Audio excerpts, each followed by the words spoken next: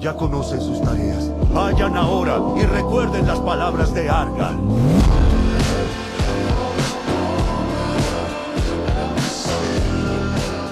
Enfin, Invincible devient sérieux.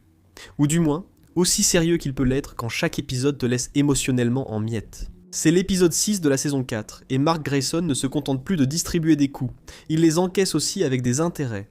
Et pas vraiment en liquide, car évoluer en tant que super-héros semble sympa, jusqu'à ce que tu comprennes que le prix, c'est ta paix intérieure, et sûrement ta mâchoire. L'ombre d'Omniman plane toujours, gênante, pesante, comme ces problèmes dont tu sais qu'ils vont exploser, mais que tu choisis quand même d'ignorer. Alors oui, cet épisode arrive avec de l'action, des traumatismes et des décisions qui font plus mal que n'importe quel coup de poing. Mais avant tout, rejoins le club élite de N Minutos. Sans plus attendre, allons-y. Une semaine de plus s'est écoulée, et le 6e épisode de la saison 4 d'Invincible est enfin là, sous le titre « Tu fais peine à voir ». L'épisode débute avec Thaddeus, allant demander à la coalition des planètes de rejoindre officiellement la guerre. Dans son discours, il affirme avec détermination que les Viltrumites n'ont jamais été aussi faibles. Par conséquent, il s'agit de la seule véritable opportunité qu'ils aient, pour enfin les éradiquer de la galaxie, et s'assurer que les tragédies subies par les générations précédentes ne se reproduisent à jamais. Thaddeus souligne que les chiffres n'ont jamais été aussi favorables qu'en ce moment précis. Alors qu'il dispose de millions de soldats prêts à se battre, la galaxie ne compte plus que 50 Viltrumites survivants. C'est le moment décisif pour mettre un terme définitif à cette guerre et garantir que cette race de conquérants ne revienne jamais. Pendant que Thaddeus tente de convaincre la coalition, le grand chef Thrag bénéficie de la dévotion totale et de l'obéissance aveugle des Viltrumites restants. Ces guerriers sont prêts à donner leur vie pour la loi de leur peuple, tandis que leur chef leur assure que même le virus du châtiment n'a pas réussi à les éliminer. Pour lui, une coalition de planètes ne représente aucune menace réelle pour son héritage. Dans ses propres mots, Thrag assure à ses hommes qu'ils rendront 1000 fois la douleur subie par leur frère Kaleidos, à tous ceux qui oseraient se dresser contre eux. Cependant, ce que les Viltrumites ignorent, c'est que la coalition de planètes travaille déjà sur des centaines de doses chimiques. Celles-ci ont été extraites des scarabées récoltés précédemment par Nolan et Allen, dont le composé a le potentiel d'affaiblir même les guerriers les plus puissants, et d'assurer ainsi leur défaite définitive sur le champ de bataille.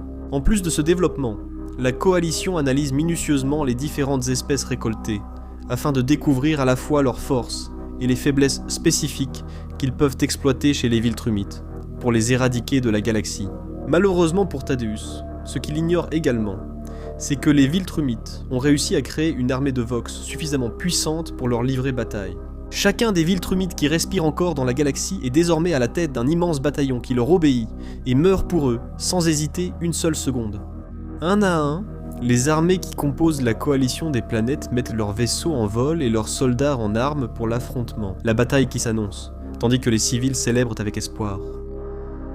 Avec les derniers mots de Thaddeus et la devise des Viltrumites « Tout est à nous », l'espace profond devient enfin le théâtre de la bataille finale. Les vaisseaux unis de la coalition des planètes attendent patiemment l'arrivée de l'armée Viltrumite et des 50 membres de leur espèce qu'ils doivent éradiquer. Leur but est clair, éviter que la douleur qu'ils causent ne se répète plus jamais dans la galaxie. Au cours de la première heure de combat, Thrag se montre furieux et répète « Une fois de plus, il anéantira tous ceux qui suivent le traître, qui, selon lui, ne s'est jamais soucié d'aucun d'eux et ne fera que les sacrifier comme de simples pions dans son jeu, avant que des millions de vies ne soient perdues dans cette dernière bataille. » La narration nous ramène sur la planète où Mark a vaincu Conquest. Là, nous pouvons voir Nolan transportant un énorme rocher dans les airs avec la ferme intention d'ériger un monument pour les morts. Olivier apparaît, agacé, et lui reproche que tout cela est stupide. On se demande alors, qu'est-ce que c'est ? Qu'est-ce que c'est ? Qu'est-ce que c'est ? Qu'est-ce que c'est ? Qu'est-ce que c'est ? Qu'est-ce que c'est ? Qu'est-ce que c'est ? Qu'est-ce que c'est ? Qu'est-ce que c'est ? Qu'est-ce que c'est ? Qu'est-ce que c'est ? Enfado de Oliver, un monstruo de esa clase no merece tal honor. Nolan trata de explicarle a su hijo las costumbres Viltrumitas. Êtes-vous prêt à l'écouter ? L'honneur du combat ne vous intéresse pas, ni le but de votre naissance, ni votre mode de vie. Tout ce qui lui importe, c'est que son frère a failli mourir 2 fois à cause de ce type, et il se réjouit qu'il soit enfin de la nourriture pour les vers. Il lui rappelle qu'il n'était pas là quand Conquest a visité la Terre, et qu'il n'a aucune idée de ce que ce type a fait à sa maison, ni de l'immense souffrance qu'il a causée sur toute la planète. Les gens le détestent, presque autant qu'il le déteste lui-même, Quelques secondes plus tard, Oliver s'en va, contrarié, et Nolan va voir Mark, à qui il a réussi à faire un bandage. Cependant, le trou dans son estomac laisse voir ses organes exposés. Son père a fait tout son possible pour tout remettre à sa place, mais cela ne garantit pas sa survie. Oliver suggère de l'emmener hors de la planète pour des soins, mais son père lui rappelle qu'ils sont en guerre, en territoire ennemi. Le sortir maintenant est trop risqué. Il pourrait être repéré, ce serait la fin pour eux. Mieux vaut attendre son rétablissement. Il a confiance en sa force et pense qu'il s'en sortira. Quand Oliver demande à son père combien de temps Mark mettra à se rétablir, il répond que cela prendra sûrement des mois. Face à cela, le jeune homme refuse catégoriquement de passer tout ce temps coincé là-bas. Oliver fait valoir qu'il n'a pas quitté la Terre, ni sa mère pour se cacher sur une planète désolée pendant que les autres se battent. Cependant, quelques secondes plus tard, son agacement commence à s'effondrer, et il admet sincèrement qu'il est profondément inquiet pour son frère, avouant qu'il aimerait vraiment que Mark soit invincible. Non loin de là, le général Craig communique avec ses vaisseaux, et leur ordonne de retourner immédiatement à Glacier Prime. Selon le dernier rapport des renseignements, les forces de la coalition se dirigent là-bas, et prévoient une embuscade coordonnée pour les détruire. Lucan, le chef du vaisseau, l'informe qu'ils n'ont pas réussi à localiser Conquest, ni le traître, ni ses partisans. À ce moment-là, Craig déclare qu'il s'occupera de leurs échecs plus tard. Actuellement, ils doivent stopper la coalition, suggérant que corriger leurs erreurs pourrait être leur unique salut. Cet appel est intercepté par Allen et sa compagne, qui sont restés cachés dans le vaisseau depuis la fin de la bataille, après avoir été maîtrisés. S'ils vont vers Glacier Prime, c'est positif. Si la coalition est présente, ils pourront passer d'un vaisseau à l'autre discrètement, du moins c'est prévu. De retour avec Nolan, celui-ci se bat contre une créature native de la planète qui refuse de se laisser vaincre, même s'il parvient à la frapper à 2 reprises de toutes ses forces. Quelques secondes plus tard, le combat se complique, et la créature finit par l'avaler tout entier. Heureusement, c'était exactement ce que Nolan avait prévu. Si l'extérieur de la bête est suffisamment dur pour résister à ses attaques, la détruire de l'intérieur était la meilleure stratégie. Ils ont désormais assez de viande pour subsister longtemps. Pendant que le vieil homme cuisine, Oliver a la responsabilité de donner à boire à son frère, mais la seule chose disponible est le contenu des vessies de la créature, un liquide qui semble convenir pour étancher la soif. Une fois que le dîner est prêt, Nolan propose une assiette à Oliver, mais celui-ci refuse de manger une fois de plus. Le vieil homme lui rappelle que des semaines ont passé. Même les Viltrumides sont des limites physiques, et s'il ne mange pas, il risque de mourir. Le lendemain, Nolan tente une autre approche avec son fils. S'il ne veut pas parler, il le laissera s'exprimer par les poings. Il le réveille à l'aube pour s'entraîner, car il sait qu'Oliver a encore beaucoup à apprendre pour survivre à cette guerre. Parce que le garçon est grincheux, il le provoque en le défiant de le frapper. Frapper son père et libérer une partie de la colère qu'il a gardée en lui est une tentation trop grande pour Oliver, qui se jette sur lui et lance ses poings avec force, mais il ne parvient qu'à frapper dans le vide. En fait, il parvient à saisir sa main et exerce une pression si intense qu'il manque de lui briser le bras. Après quelques secondes de lutte, Oliver s'effondre vaincu au sol. À ce moment-là, le garçon perd son sang-froid et lui avoue qu'il était présent la nuit où Nolan a dit à la mère de Mark qu'Andressa avait été une erreur, qu'il ne l'avait jamais aimée et qu'elle serait toujours la seule femme pour lui. Nolan se rend compte que ces paroles ont profondément blessé son fils. Si Andressa était une erreur et que leur amour n'aurait jamais dû exister, alors cela signifie qu'Oliver l'était aussi. Une idée qui le ronge depuis qu'ils se sont revus. Oliver lui reproche d'avoir voulu être comme lui, et porte même son symbole sur la poitrine. Pourtant, il a l'impression que Nolan ne se soucie que de Mark. Le jour où son père est revenu, Oliver était heureux. Il a attendu plusieurs jours, mais il n'est jamais venu. Nolan présente alors ses excuses à son fils. Il admet ne pas avoir été un bon père, mais il tente de changer. Reconnaître ses erreurs est nouveau et difficile pour lui, mais il est désormais là pour lui et prêt à l'aider s'il le veut. Bien qu'Oliver ait enfin reçu les excuses attendues, il choisit de ne pas pardonner et décide de partir. À cet instant, la narration revient au vaisseau Viltrumite qui est arrivé sur Glacier Prime, où Alan se prépare à exécuter son plan. Selon les informations de son viseur, la coalition est présente en orbite autour de la planète. C'est sa meilleure chance de s'échapper et de retrouver ses alliés avant que les 2 Viltrumites qui les surveillent à travers les caméras de sécurité ne sortent et ne les détruisent. Malheureusement, le voyage a été trop long, et Zoé a réussi à créer un jeu vidéo qu'ils sont sur le point de commencer. Alors, ils décident de faire une dernière partie avant de risquer leur vie dans une évasion improvisée. Une fois la partie finie, Zoé reprend sa combinaison, et ils se préparent à sauter vers les vaisseaux de la coalition. Lorsque les Viltrumides se rendent compte de ce qui se passe, ils ont déjà parcouru plus de la moitié du chemin. Zoé a cependant une limite de puissance, et ne peut rivaliser avec la vitesse d'Alan. Il prend donc de l'avance afin d'attirer l'attention de la coalition. Coalition et demander de l'aide. Mais cette manœuvre fait de Zoé un appât, alors que les Viltrumides s'approchent dangereusement. Quelques secondes plus tard, Alan comprend qu'il ne peut pas les laisser massacrer la jeune fille. C'est pourquoi il revient, et utilise toute sa force pour propulser la jeune fille en haut d'un puissant coup, vers les vaisseaux alliés, tandis qu'il reste en arrière pour affronter les Viltrumides. Chaque coup qu'Alan reçoit lui cause de graves blessures, et il sait qu'il ne lui reste plus beaucoup de temps, avant d'être tué. Lors de son dernier combat contre l'un d'eux, Alan a failli mourir. Désormais, affronter 2 Viltrumides équivaut à une sentence de mort, et il commence à perdre la bataille. Il reçoit tellement de coups que ses os commencent à se briser, et en un instant, le frère de Lucan se prépare à lui trancher la tête d'un geste précis de la main. À ce moment précis, Zoé revient. Les Viltrumides pensent qu'elle est revenue pour être éliminée, mais en réalité, Space Racer apparaît dans leur dos et tire dans l'abdomen du frère de Lucan, détruisant une grande partie de son corps. Le tir de son arme est si puissant qu'il traverse complètement le vaisseau Viltrumite. L'énergie se propage de façon exponentielle jusqu'à ce que tout soit détruit et explose en 1 million de morceaux. Maintenant que les rôles se sont inversés et qu'ils ont tué le premier Viltrumite du côté de la coalition des planètes, Alan les remercie profondément d'être revenus pour le sauver. Ce soir-là, Oliver accepte enfin une assiette de son père, et la conversation s'installe entre eux.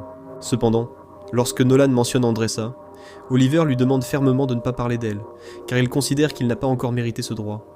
Quelques jours après, Nolan remarque que Mark ne récupère pas comme prévu. Le liquide qu'on lui a administré ne contient pas assez de protéines. Il doit donc trouver quelque chose qui lui rende la force nécessaire. Après avoir inspecté plusieurs grottes proches, il trouve des œufs. Cependant, là où il y a des œufs, il y a une mer, et Nolan demande à Oliver de monter la garde pendant qu'il s'occupe de les voler. À peine met-il un pied dans la grotte, que la mer apparaît. Elle est bien plus grande que toute autre créature qu'il ait affrontée avant. En se rendant compte que son père aurait bien besoin de son aide, le garçon intervient et tous deux se battent, côte à côte, l'attaquant simultanément par les deux flancs. Après plusieurs coups dits bien placés, ils finissent par vaincre la mer. Nolan est certain qu'elle leur fournira assez de viande pour le reste de leur séjour, mais Oliver refuse de la tuer. Le jeune homme soutient que cette espèce, peut-être intelligente, ne mérite pas de mourir juste pour les nourrir. En la tuant, elle ne pourra plus pondre d'œufs, nécessaires à la survie de Mark. À ce moment-là, Nolan lui donne raison et apprend une leçon précieuse. Tout ennemi vaincu ne mérite pas forcément de mourir. De retour avec Alan et Zoé, ils arrivent enfin à Thalescria, où ils prévoient de retrouver Thaddeus pour lui remettre toutes les informations sur ce qui s'est passé. La première à les accueillir à l'atterrissage est Telia, l'épouse d'Alan, qui se montre extrêmement heureuse qu'il soit toujours en vie. À peine arrivé au centre de commandement, Alan apprend que Battle Beast l'a attendu tout ce temps, impatient des combats qui lui avaient été promis. Alan lui assure qu'il aura bientôt une guerre à mener, et qu'il y aura de nombreux guerriers puissants à vaincre. Dans la salle de contrôle, Thaddeus leur montre une carte stellaire des planètes occupées par les Viltrumites, marquée en rouge, tandis qu'en bleu figurent les mondes que la coalition a réussi à libérer. Comme vous le voyez, la tâche fut difficile, et ils n'ont pas encore l'avantage, mais le plan avance peu à peu. À ce moment, l'histoire fait un bond dans le temps. La barbe qui pousse sur le visage de Mark indique que quelques mois se sont écoulés, et il est toujours en vie grâce aux œufs que son frère a récoltés pour lui. À ce stade, la relation entre le père et le fils s'est nettement améliorée. Nolan a reconnu ses erreurs et précisé que passer du temps avec la mère de Mark n'en était pas une, mais qu'il a mal géré la situation. De plus, les entraînements quotidiens ont perfectionné les compétences du garçon, et maintenant, son père est sûr qu'il ne mourra pas aussi facilement. En même temps que cela se passe, nous voyons une séquence accélérée de la guerre où Battle Beast affronte divers ennemis, avec les Viltrumites tombant sous ses griffes. De plus, Zoé et Alan ont rejoint le front de bataille, et ils libèrent plusieurs planètes qui étaient auparavant sous le joug des Viltrumites. Petit à petit, la carte qui était auparavant complètement rouge commence à se teinter de bleu, jusqu'à ce que finalement les deux camps se retrouvent à égalité. La guerre se déroule parfaitement pour le camp des gentils. Sur la planète désolée, Olivier a finalement réussi à faire saigner un peu le nez de son père, signe que son entraînement est presque terminé. D'un autre côté, Space Racer a mené la bataille à sa façon.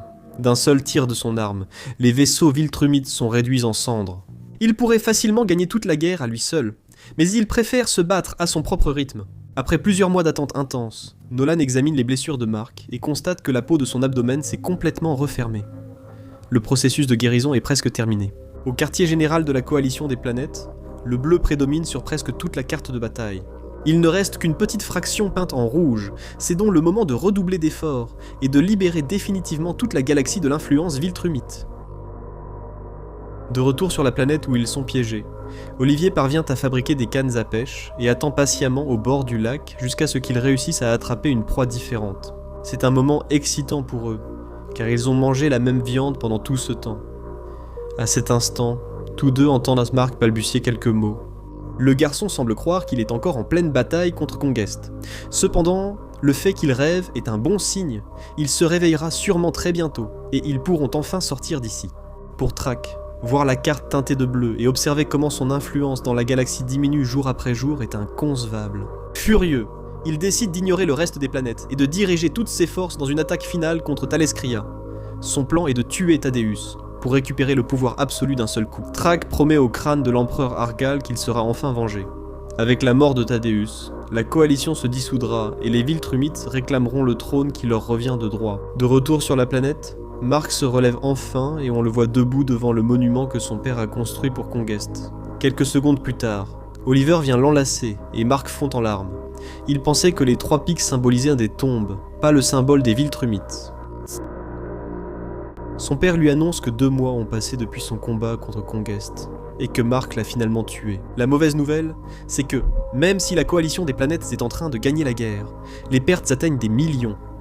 Les dirigeants s'interrogent avec angoisse sur la fin de ce conflit. Une réponse que Thaddeus n'est pas capable de leur donner. Soudain, toute la salle explose en 1000 morceaux, à cause d'un énorme rayon d'énergie qui a réussi à traverser les défenses. Lorsque Thaddeus et les autres sortent des décombres, ils découvrent un immense cargo Viltrumite en orbite, d'où des dizaines de guerriers descendent pour combattre. Les rayons d'énergie détruisent la ville avec une force dévastatrice, tandis que les soldats, qui descendent du vaisseau, assassinent les gens sans pitié. Au niveau du sol, les Viltrumites massacrent la population de leurs propres mains. À chaque coup de poing, ils font exploser les corps des civils innocents en morceaux. Le général Craig est parmi les premiers à atteindre le bâtiment principal de la coalition des planètes, exigeant que Thaddeus se présente. Ce dernier surgit alors pour l'attaquer par derrière. D'un seul coup de poing, Thaddeus l'envoie violemment contre un mur, mais ce n'est que le début du combat. Le général se remet rapidement et contre-attaque, frappant le chef de la coalition des planètes de toutes ses forces. Non loin de là, il affronte Lucan, qui est revenu pour venger la mort de son frère. Au-dessus, Zoé affronte les drones et en détruit un grand nombre avec ses armes avancées. Cependant, lorsqu'un Viltrumite l'attaque directement, elle n'est pas capable de se défendre. Leurs niveaux de puissance sont très différents et elle n'a aucune chance contre quelqu'un de sa catégorie. Heureusement, Allen arrive juste à temps pour lui donner un coup de main. Mais alors que Zoé était sur le point de souffler un peu, une guerrière Viltrumite la saisit par derrière et l'entraîne loin de là, d'un seul geste brusque. Sans son système de défense, Zoé est à 2 doigts de mourir tandis que son ennemi vise son cœur pour le détruire. À ce moment précis, Mark apparaît et lui assène un coup de poing précis au visage qui la projette au loin. L'équipe se rend enfin compte que les guerriers Grayson sont en vie et prêts pour le combat. Voyant le vaisseau Viltrumite tuer des centaines d'innocents, Mark demande à son frère de l'aider à le traverser d'une attaque coordonnée, détruisant ainsi ses défenses et transformant le vaisseau. À ce moment-là, le chef Thrak apparaît enfin et, voyant que ses frères sont tués un à un, il ordonne la retraite immédiate, abandonnant complètement tous les soldats sous ses ordres, même si cela représente une victoire partielle. Les débris du vaisseau sont sur le point de s'effondrer sur la ville et risquent sûrement de tuer de nombreux innocents. Ils doivent donc trouver un plan rapidement. Face à l'urgence, toutes les personnes qui ont combattu les Viltrumites s'unissent pour maintenir les 2 morceaux du vaisseau en l'air, parvenant à l'éloigner de la zone habitée et à le projeter finalement dans l'espace. Cependant, cet événement est une immense tragédie, et Allen ne peut concevoir la mort de tant d'innocents de cette façon. À ce moment, Telia revient avec une mauvaise nouvelle. L'attaque venait d'un traître. Quelqu'un a désactivé le système de défense quelques secondes avant l'arrivée des Viltrumites. Et elle sait exactement de qui il s'agit. Le traître se trouve tout près d'eux, et après avoir reçu une balle dans la tête, il décide d'avouer ses péchés. Il révèle qu'il transmet des informations aux Viltrumites depuis des années, convaincu qu'ils gagneront la guerre. Il assure que, quoi qu'il lui fasse, il n'en dira pas plus à ce sujet. Mais dès qu'on lui met une arme sous le nez, le traître finit par avouer. Il leur révèle que Thrak prévoit de se regrouper et qu'il convoque tous les Viltrumides de la galaxie pour lancer une attaque combinée afin de tuer Thaddeus. Face à cette menace, on demande au chef de la coalition d'adopter une stratégie similaire. S'ils les attaquent maintenant, alors qu'ils sont encore dispersés dans l'espace, ils pourront enfin mettre fin à ce conflit. Thaddeus sollicite Mark pour l'aider à voyager sur Viltrum et tuer Thrak définitivement. L'épisode se termine sur le visage de Mark, visiblement surpris par cette proposition audacieuse. Juste après cela, la narration nous transporte à une scène finale du monument que Nolan a construit pour Conquest. Après un rapprochement minutieux de la base, nous voyons avec horreur la Terre bouger, suggérant que quelque chose est sur le point d'émerger.